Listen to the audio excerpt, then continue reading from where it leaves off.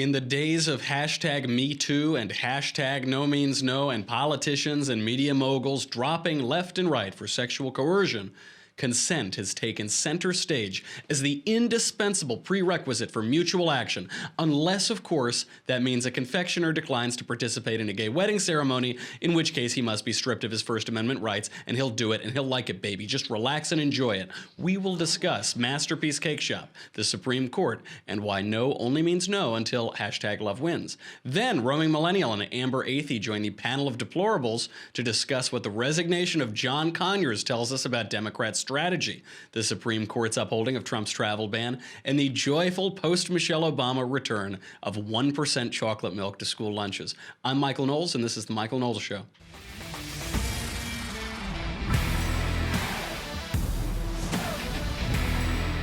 The Supreme Court is hearing oral arguments on Masterpiece Cakeshop v. Colorado Civil Rights Commission. This is the famous Christian Baker gay wedding case that you've heard about for years. If the Supreme Court hasn't totally given itself over to nonsense on the First Amendment, the Baker, Jack Phillips, will win this case. And there's actually good reason to be hopeful for free speech and religious liberty here. This Supreme Court has been generally excellent on First Amendment issues, Citizens United, obviously. The fear is that Anthony Kennedy showed us in the Obergefell decision, that when it comes to gay marriage, he stops thinking like a lawyer and starts writing like a lyrical 19th century poet.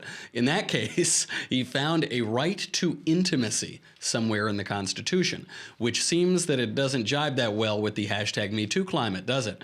If there were a constitutional right to intimacy, then Harvey Weinstein would get off scot-free. Kevin Spacey, Al Franken, Roy Moore even. He'd be seated immediately. The right to intimacy is obviously ridiculous. I think Scalia said at the time that the right to intimacy isn't found in marriage. Also, by the way, ask the nearest hippie. How I miss that man. It's ridiculous, but that said, the court's swing vote, Justice Kennedy, has been pretty good on free speech, so we'll see where he falls here. Religious liberty and free speech, by the way, would not have had a shot of winning the day had President Trump not won the presidency and appointed Neil Gorsuch to the bench. If Hillary had won, this case would be over already. We wouldn't be talking about it. So thank you to America for electing Donald Trump, and also to Mitch McConnell, who doesn't get enough credit for this. Mitch McConnell staved off the Democrat hordes who were clamoring to put Merrick Garland on the bench just after Justice Scalia died. So, to the merits of the case, there's a lot of fake news out there, so let's break down what we know. In 2012, before Colorado redefined marriage to include monogamous same-sex unions, a Colorado gay couple, Charlie Craig and David Mullins, ordered a custom wedding cake from Jack Phillips's boutique, Masterpiece Cakeshop. Phillips, a devoted Christian, declined the order because his religious beliefs prevented him from participating in it by lending his artistic services to gay wedding ceremonies. His religious beliefs also prevent him from making custom cakes for lewd bachelor parties, divorce parties, and Halloween. He won't make a custom cake for Halloween. Those are his religious beliefs. This is his artistic cake shop.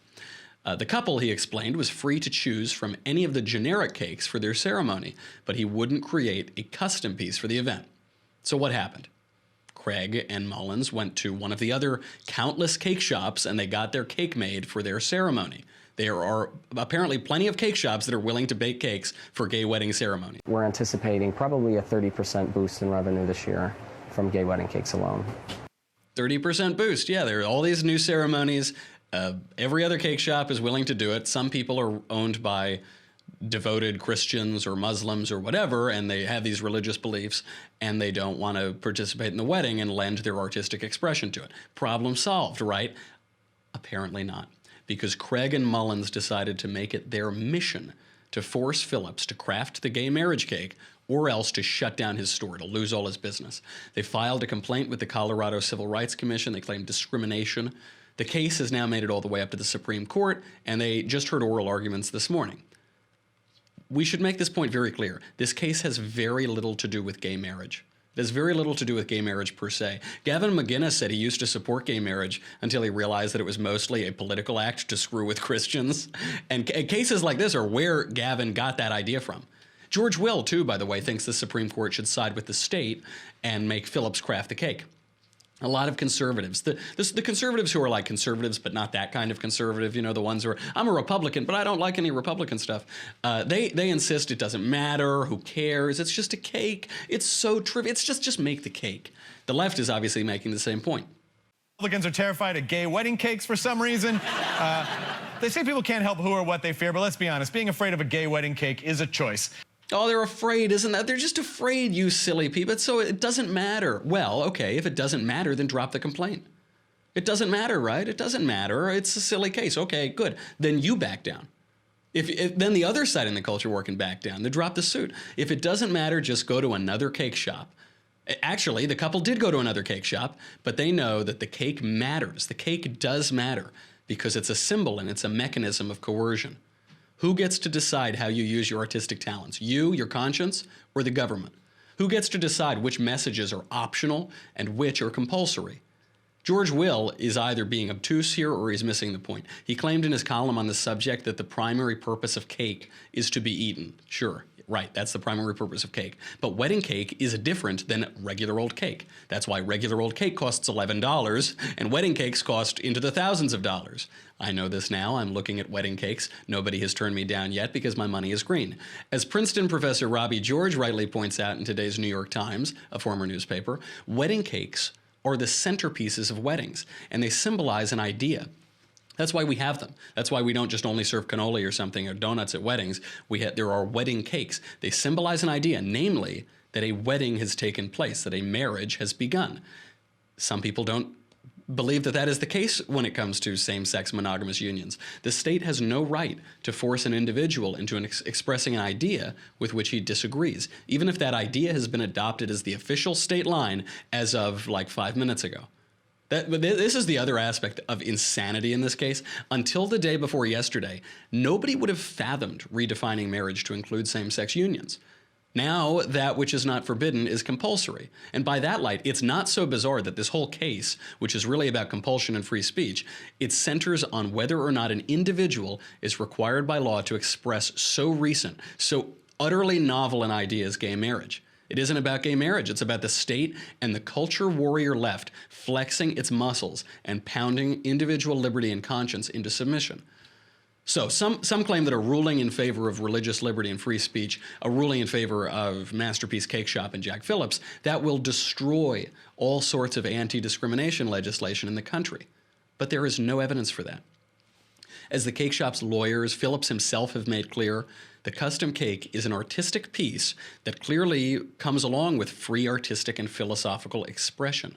That's why they're so expensive. That's why the bakery is called Masterpiece Cakeshop. It's not called Commodity Cake Shop or Food Cake Shop or regular old $10 cake shop. It's a masterpiece. It involves artistic expression. By the way, it is also ironic that the left, which has degraded and deconstructed art so much that now, you know, a tricycle on top of a newspaper is art, or a giant block in a park or a smear of color on a wall, that sort of thing. Now those people are telling us that confections delicately crafted to be exhibited at the centerpiece of wedding ceremonies, masterpieces, those are not art. But that is neither here nor there. The point is that it isn't discrimination. It isn't that the artist can choose which customers he will serve.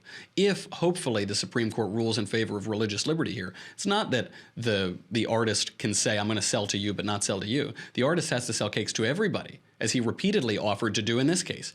The portrait photographer has to take photos of everybody. The painter has to paint paintings of everybody. But these artists don't need to convey ideas with which they disagree. A Christian painter is not required by law to paint an image of Satan stomping on the head of Christ. A Christian photographer is not required by law or the Constitution to recreate the piss Christ. Consider the reverse, actually. To drive the point home with not so subtle a brush, there's an evangelical pastor named Joshua Fierstein, I think. He called a Florida-based bakery that calls itself LGBT-friendly. He called it up and ordered a cake decorated with the phrase, quote, "We do not support gay marriage." Now, as you might expect, and as Fierstein expected, the bakery hung up. That's entirely their right. They didn't want to express that idea with their art. They have every right, moral and constitutional, to refuse to express certain ideas in art. Anti-discrimination laws entitle you to an artist's products, but not to their creativity. The left now insists on this schizophrenic argument. Freedom of choice and consent are the essential prerequisites of modern life until you contradict their ever-changing orthodoxy. Because hashtag MeToo only matters until hashtag love wins. Speaking of hashtag love wins, we will now bring on our all-lady lovely panel of deplorables today, roaming millennial and Amber Athey. Roaming, does this matter, or am I just an insane culture warrior? I think this absolutely matters, and this story and others like it that we've seen always bother me, and they frustrate me every time they're brought up. And you know what, like you said, I think this is absolutely freedom of religion and it's a freedom of speech issue, but I'm going to go further than that and say, despite these anti-discrimination laws that exist, I don't believe that small business owners should be compelled to give their services to anybody they don't want to for whatever reason. I believe that if you're in the marketplace, if you own your business and you're your own employer, you should absolutely have the right to refuse service to anyone for any reason. And if people don't like that, they're free to take their business elsewhere. To me, this is a question of, big government and keeping a hold of our rights in the marketplace. Well, this is an aspect of the Civil Rights Act that muddled the conversation on this, of course, which is that you no longer can refuse service to people just because you don't like the look of their jib or something. And the question is, how far can you take that? I mean, is there any shot that we would return it to a time when I could walk into a restaurant and they would say, I'm sorry, we don't serve anybody who even vaguely reminds me of Rachel Maddow here? Or, are we going to have to construct some more complicated, less clear version of freedom of expression and freedom of commerce, given the 1960s? I mean, even in light of America's past, I don't think that the fact that prejudices existed in a widespread manner 50 years ago means that we should have laws that are unconstitutional and limit the freedom of business owners now. If someone does have a rule that they don't want to serve Rachel Maddow-looking customers. It's, even to think about it is so hurtful. Right, but you're allowed to go somewhere else, and you're allowed to tell people, hey, this is what this person is doing. Do not give them their business. Why do we want to fund the businesses of bigots in any case? I would rather know who they are so I can go and shop somewhere else. That's the irony, is it is people tilting at windmills. Probably wasn't the case in the 1960s, but these days, if you had some racist shop owner, you would be run out of town on a rail. The culture has changed so dramatically since then. Now, Amber, who is going to win? It seems to me this all comes down to Anthony Kennedy. Is the baker going to win, or is big, oppressive, coercive government? I actually think this is towards the baker because there was a discrimination case at a Denver area bakery where that baker refused to make cakes for traditional marriages. And the Diversity Commission ruled there that the Diversity Discrimination Commission ruled there that it was not discrimination against that person's Christian beliefs for a baker to refuse to make a cake for a traditional wedding. Well, this happened in 3 cases apparently in Denver. So it's only discrimination when you're discriminating against the politically correct class, but when it's the politically incorrect class, it isn't discrimination. But how is the Supreme Court going to rule? Well, they definitely seem sympathetic to the fact that in the role reversals, it was not considered discrimination. Reading through a lot of the arguments today, they seem to be grappling with the idea that art is free speech and to what extent can the government compel someone to provide a service and how does that infringe on their art? So basically all the things that you talked about in your monologue. The thing that really bothers me about this issue is, as Roaming Millennial said, if someone is willing to discriminate against you, why would you want to give them your business anyway? Why would you want to then turn around and give them your money after you just found out the only reason that they're willing to provide you with that cake is because the government is forcing them to do so? I mean, let's say you go to a restaurant and you have the absolute worst service of your life. Your waiter comes in, they spill water on you, your food is terrible. And then at the end of the meal, your waiter says, well, we're going to give you a gift certificate so you can come back and eat here again instead of comping your meal. I mean, what person in their right mind would want to go back to that restaurant? Now, free meal, I don't know, man. It depends how terrible the service was, I guess. But you make an excellent point. And it also sounds like a setup. I mean, these guys went there, they ordered the cake. The baker said, no, I can't do that. I won't make your Halloween cake either. And they went and they got a cake any of the gazillion other bakeries that would make a custom gay wedding cake, but they've made it their mission to destroy this guy's life. Roaming, was it all a setup? I think so. I think this is absolutely politically motivated. I think that they're trying to prove an ideological point here that goes beyond the plight of just looking for a wedding cake. They've absolutely made this a political issue. And I really hope that regardless of whether you're Christian or not, and personally I'm Christian and I wouldn't have a problem with the cake thing, but regardless of how you feel about that specific issue, this is just about being compelled to do something that you don't believe in. And to express an idea that you don't believe in. Yep. Right, and I think that's something that everybody should be able to get behind, whether you're Christian, an atheist, whether you're conservative or liberal. And, Steven Crowder, who's on YouTube, I'm a big fan of his. He's done an experiment before where he's actually gone into Muslim bakeries and asked for gay wedding cakes to be made. And guess what? They're not crazy about the idea either, but you don't see any lawsuits against them because it's not a popular thing to talk about. You rarely see, other than Crowder, who's out of his mind and is like the last journalist in America, but other than him, you never see people going into Muslim bakeries. You don't see people going into Jewish kosher bakeries. It seems to always be these Christian bakeries. I wonder why that is. So I am going to say goodbye to Facebook and YouTube. But before I do that, I have got to tell you folks, our third episode of The Conversation is coming up on Tuesday, December 12th at 5 p.m. Eastern, 2 p.m. Pacific, featuring the one and only Ben Shapiro, the boss man himself, the slayer of leftist snowflakes. So subscribe today to be a part of the conversation and ask Ben live questions, which he will answer for everyone to hear. Now, Ben's episode of The Conversation will stream live on the Ben Shapiro Facebook page and the Daily Wire YouTube channel, and it will be free for everyone to watch, but only subscribers can ask the questions. To ask a question as a subscriber, log into our website, dailywire.com, head over to the Conversation page to watch the live stream. After that, just start typing into the Daily Wire chat box, where Ben will answer questions in the order they are entered into the live feed for an entire hour. Once again, subscribe to get your questions answered by Ben Tuesday, December 12th, 5 p.m. Eastern, 2 p.m. Pacific, to join the conversation. Now, while you're over there, what else are you going to get if you subscribe? If you get an annual membership, that's just $100 a year. It's $10 a month, or annual is $100 a year. You get me, you get the Andrew Klavan Show, you get the Ben Shapiro Show, blah, blah, blah. But you get the Leftist Tears Tumblr, folks. This is going to be very important, especially depending on what the Supreme Court does in this important case. So if those cakes are allowed to be made with artistic freedom of choice, you are going to need this to collect all of the salty runoff. Go to dailywire.com to do that. And before we say goodbye, I do need to thank one of our sponsors. They help keep Covfefe all in our cup. They help keep the lights on. They've helped us to decorate with all of this lovely Christmas decorations and the hashtag #MeToo mistletoe back there. So we have to talk about Policy Genius. This actually matters. People may not have run into dealing with life insurance before, or the absence of life insurance. It's really important. If you're an adult, especially one with kids, you know that you need it.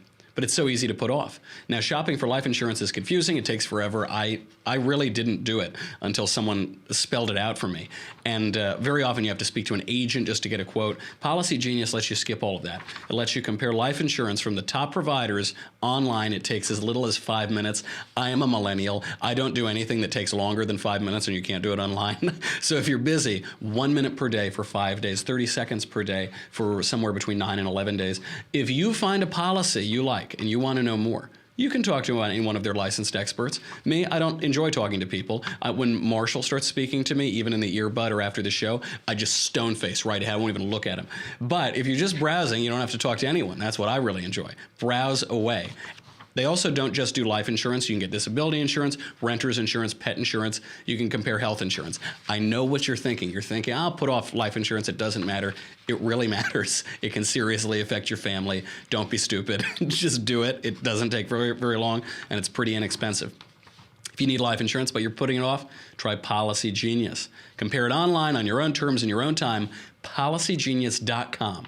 Because you should only be forced to speak to an agent if you've committed a federal crime, and I should never be forced to speak to Marshall. So go over to Policy Genius and also go to dailywire.com if you want to watch the rest of the show. That's the only way you're going to hear from the lovely, brilliant, all-female panel of deplorables, Amber Athey and Roaming Millennial. We'll be right back. dailywire.com.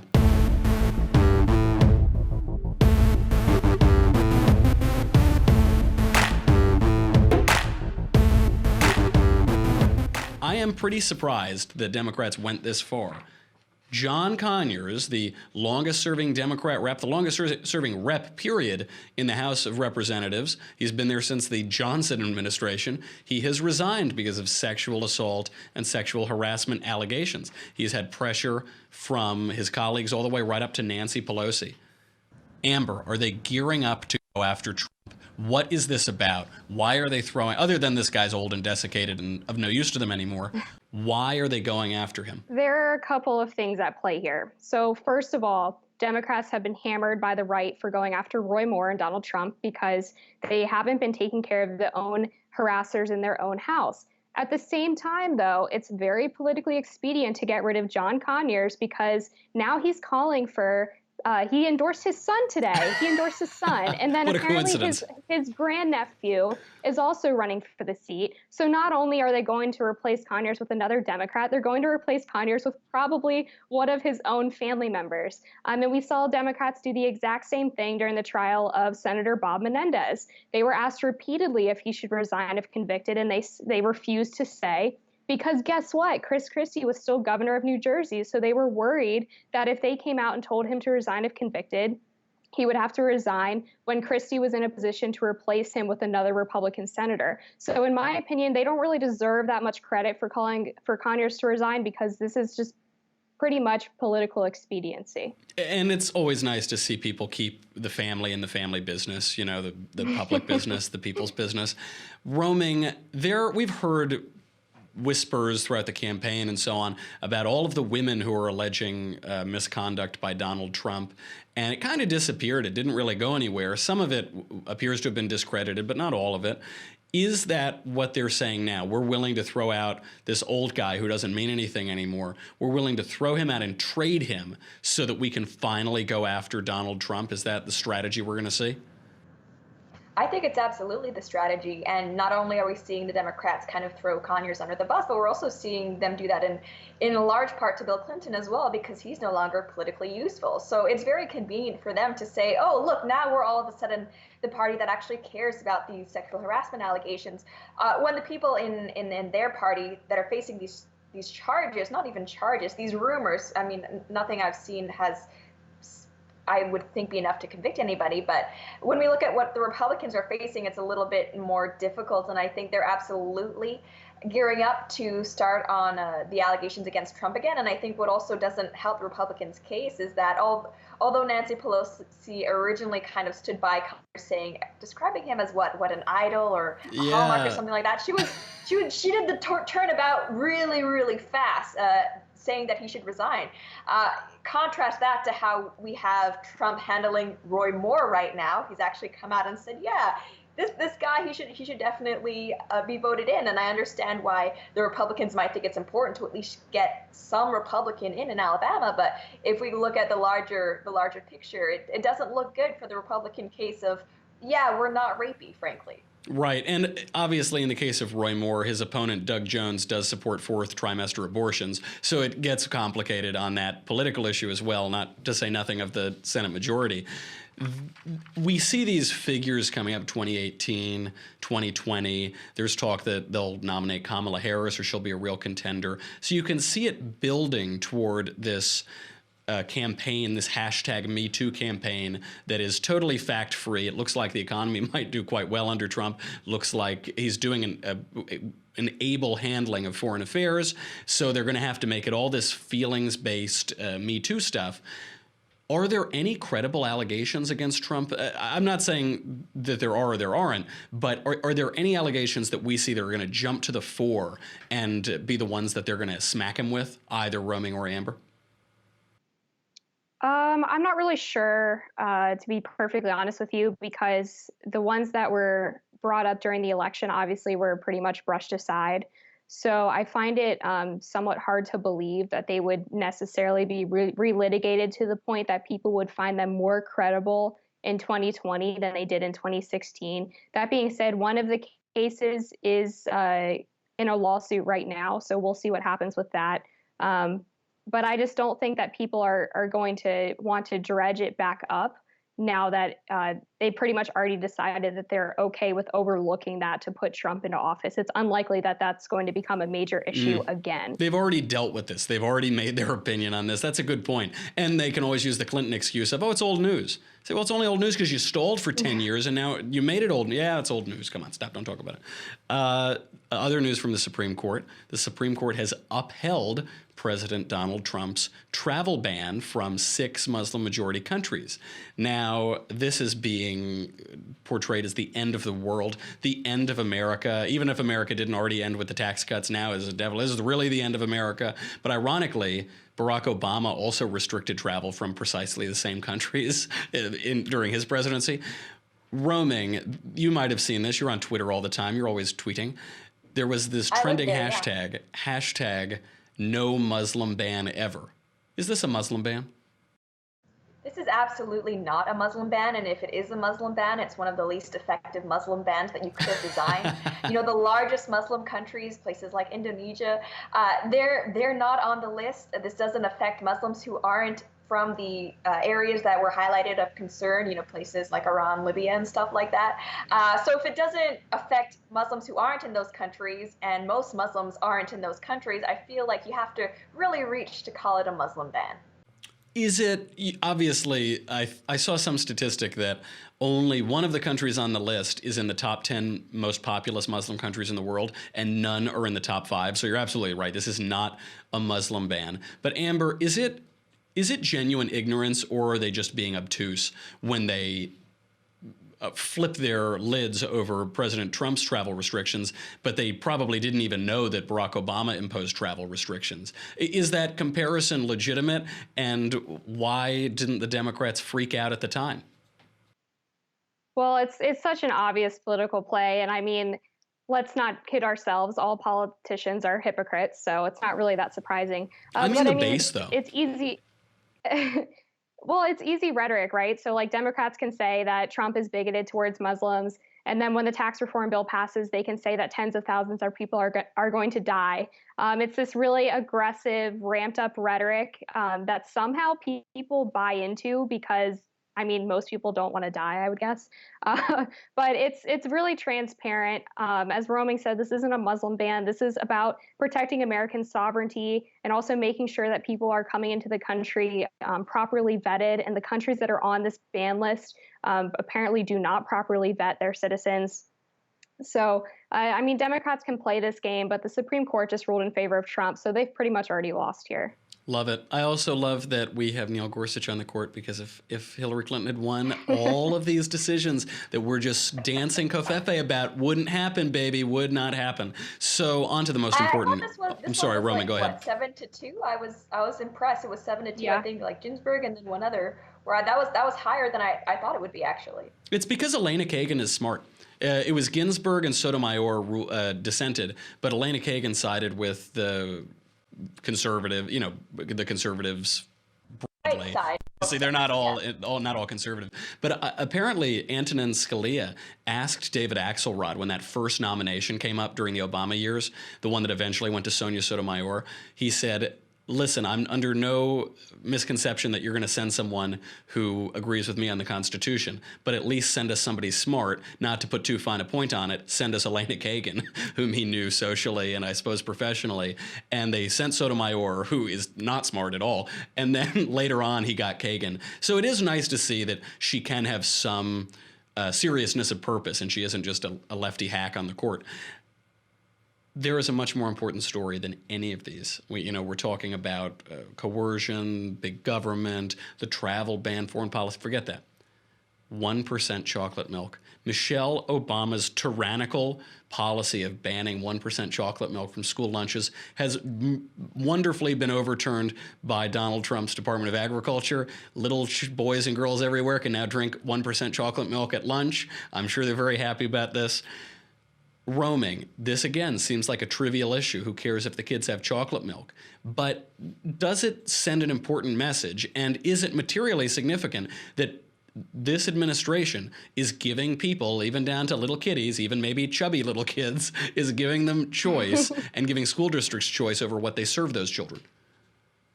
I think this is absolutely an important issue, and as someone who's no longer in school, no longer facing these school lunches, it may not affect me personally, but I saw some of the lunches that were presented under Michelle Obama's initiative, and I'm sure we all saw how unsatisfying, just not enough calories, just unpleasant to look at. So I think this is absolutely a step in the right direction, and childhood obesity, it's not something to be laughed at. It's absolutely a serious issue, but I think really it's something that needs to be tackled at the home level. It's not something that we can just, big government fix in schools. 8 hours a day you might have kids, and even then we don't have them during the summer. So to try and fix something that's so dependent on family intervention at the government level, like childhood obesity, it was never going to work in the first place. Mm-hmm. And you bring up this point, it's nothing to be laughed at. It's funny because I think for the photo, I don't remember, I think we selected a silly photo of a fat child, but it's occasionally to be laughed at, but it is a serious issue. And that's the point. Transgenderism is actually not to be laughed at. People who suffer from this illness, obviously drag queens can be kind of funny, but transgender dysphoria is nothing to be laughed at. But it isn't the pressing issue of the federal government. Antonin Scalia, one time, I got to meet him one time, and we asked about these questions, and he said, not everything that is hateful or odious is covered by some provision of the Constitution. We don't need the federal government to go in and invade every aspect of our lives and run our lives for us. Little kids can choose their own chocolate milk. There was this issue, I think Michelle Bachmann was the champion of it, the Light Bulb Freedom of Choice Act, because after Al Gore's stupid movie, they made us use all those hideous fluorescent light bulbs that destroyed the lighting quality of our home and poisoned us with mercury, and they banned all of the good light bulbs. And they're expensive up front. They were expensive, and they banned all the good ones that burned all of the energy and looked really warm and nice. Michelle Bachmann came back and said, here's the Light Bulb Freedom of Choice Act. And they all mocked her. They said, wow, what a stupid issue.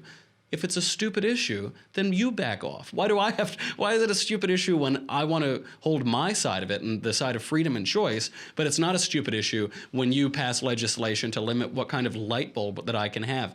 Amber, we're talking about these cultural battles. Meanwhile, Donald Trump is reforming taxes. He's packing the courts. He's packing the courts with good originalist justices. He's deregulating at the federal level. Is this administration going to be a culture war administration, as many have thought, or is the culture war just distracting from the economic focus of the administration? How are we going to look back on Trump? It still remains to be seen. We're still waiting on the full repeal and replace of Obamacare. So we'll see what happens with that. But I think this is definitely a great start. I kind of love the cultural battles. I think this milk story is amazing. I was on free lunches for a couple of years back when I was in middle school. And let me tell you, when you have a school lunch in front of you that has charred pizza and brown lettuce, you are really, really grateful for that carton of chocolate milk, which, by the way, is only about like 150 calories per carton and is really good post-workout. So Michelle Obama and her nutrition guidelines need to just go somewhere else. I'll have to remember that. I am shedding for the wedding, so chocolate milk will go on the list of things that I am able to have. Yes, electrolytes after you work out. That's very important. And they are symbols. A lot of times people say, well, it's just semantics, especially with gay marriage. You say you're just arguing over semantics. Semantics means meaning. It means meaning. We're arguing over symbols because we're arguing over the symbolized. Now, you bring up Obamacare. Just on this point, I'm still so happy. I'm still dancing covfefe over tax reform. The tax reform did something that we didn't quite expect. It repealed the Obamacare mandate in the Senate that might make it to the final bill, which seems to set the stage. It creates so much political pressure to now repeal all of the Obamacare regulations and reform all of those healthcare regulations. It also might set the stage for entitlement reform. That's what Rubio and Ryan are both saying. Roaming, am I just having a fever dream right now? Am I just exploding out of my head? Or is it possible that we're going to get all of these legislative goals like healthcare and like entitlement reform that we thought were impossible with Trump? Well, I would like to say that it's possible. I mean, if there's ever a time that it would be possible, it should be now. Republicans have both houses. They have the White House. I say, let's do this. But, you of course still have those people who shall remain nameless, but are John McCain, that seem to be committed to holding things back. And I really think that, the constituents look up how your representatives are voting. Please look up how your senators are voting. And if they're not voting in favor for things like tax reform, you need to be writing to them and your specific representative, because they're only going to listen to you if you're a constituent, and even not really listen to you, but at least make a note of it.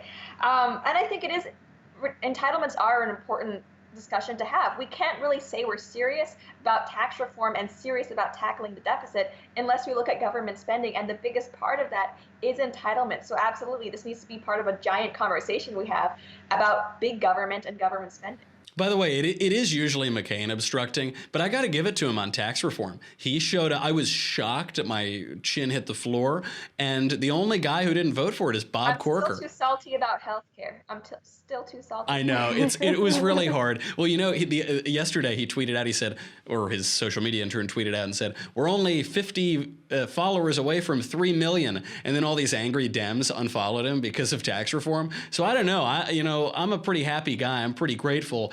Go over. I've refollowed John McCain because of tax reform, and I'm laughing at Bob Corker. I don't even care about Corker. The guy's not going to get to be reelected anymore because he's been a jerk for the last year that he's been in the Senate, and he voted against it. Wah, wah, too bad. Ha, ha, ha. Ladies, you've made me feel better, as you always do. Such a delight. Roaming Millennial, Amber Athey, thank you for being here. I'll see you again very shortly. That's our entire show today. What an excellent Covfefe show.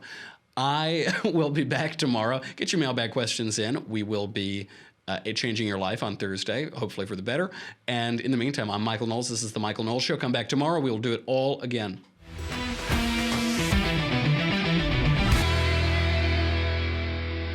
The Michael Knowles Show is produced by Marshall Benson. Executive producer, Jeremy Boring. Senior producer, Jonathan Hay. Supervising producer, Mathis Glover. Our technical producer is Austin Stevens. Edited by Alex Zingaro. Audio is mixed by Mike Coromina. Hair and makeup is by Jesua Olvera. The Michael Knowles Show is a Daily Wire Forward Publishing production. Copyright Forward Publishing 2017.